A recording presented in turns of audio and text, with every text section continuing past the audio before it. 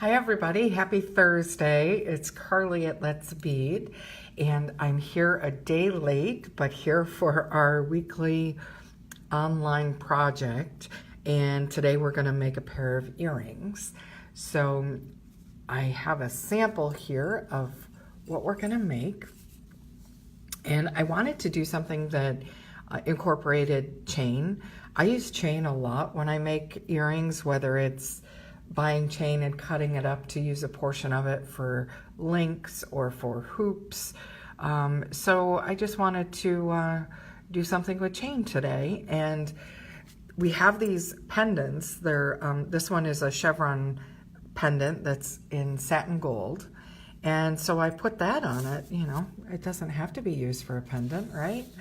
And we also have it in satin rhodium. So I thought they were cute. And then I added satin gold chain and some freshwater pearls, and then the ear wire and some jump rings. And you'll also need 4 head pins. So let's see, let me just run through this for you real quick. So 4 head pins, 2 for each earring, 4 freshwater pearls, 2 of the pendants, your ear wires, 3 jump rings per earring, so a total of 6. And the jump rings that I used, they were smaller. These are, I'll tell you the exact size. Bear with me one second. These are 18 gauge 4mm. You just want to make sure you get a size that the gauge of the jump ring is going to fit through the pendant, the loops on the pendant. So I used those. And then for the chain on each side, this is about 1 inch of chain on each side. So there's 2 inches there. And then I have 5 links on the shorter portion and 10 links on the longer portion. And that's really all you need. So let's go ahead and we'll get started. And if you watch the video or you stop by, drop a comment and let me know you were here. Let me know what you think of the earrings and the project. If there's something that you would like to see, don't be afraid to drop some ideas in the comments about some things that you'd like to learn, and we'll see if we can incorporate those into the project. All right, so the only tools I need for this right now is the flat nose pliers, and we're just gonna open the jump rings. And I covered this in a video previously, but if you missed it, I will mention this again. So when you open your jump rings, you never want to pull apart. You're going to just do kind of like a twist action with your wrist and the tools. And so I opened it, you know, far enough to get it onto the pendant and the chain. Okay. So I'm going to go ahead, and this one's already open, and then I'm going to open the last one while I'm at it so I don't have to do it each time. Okay, so now I'm just going to run the jump ring into the loop on the pendant, and I'm going to take one of the longer links of chain, and then I'm going to go ahead and close the jump ring. And to close it, you're just doing that same motion back and forth until it connects together. Sometimes you'll hear a snap, and that's one side. And now I'm gonna grab another jump ring, and I'm gonna do the other side.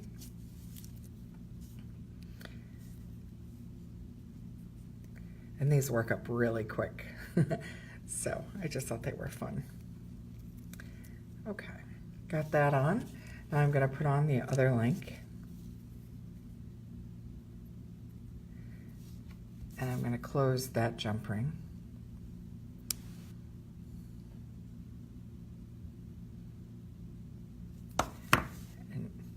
See how you don't see any gaps.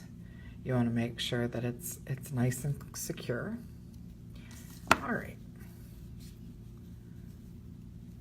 So this is what we've got so far.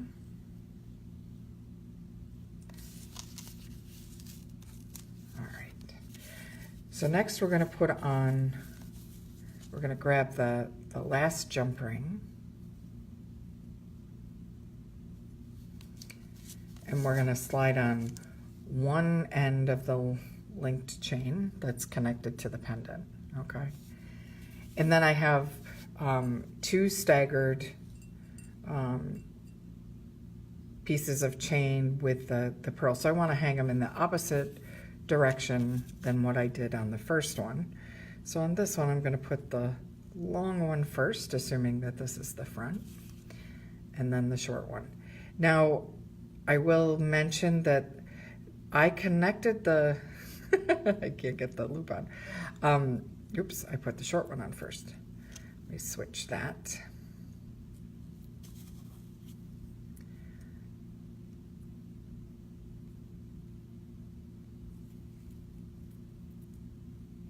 There we go. So we got the long one on. So I did have these pre-ready where I did a wrap loop. That's what this is called here, where you connect using a head pin, and it's a very secure way. You can also do a simple loop if you know the simple loop. I've covered that in a video as well, but the wrap loop is the most secure way, and it's very decorative. So that's how I connected it here. If you don't know how to do the wrap loop, Terry Byrne teaches that here at the store, and she will show you how to do the most perfect wrap loops there are. She's amazing. So that's how I learned how to do them, was through Terry. So Terry does have the wrap loop class coming up on Wednesday, September 12th from 2 o'clock to 3:30 in the afternoon. She also is offering it again in October on Wednesday, October 10th in the evening from 6 to 7:30.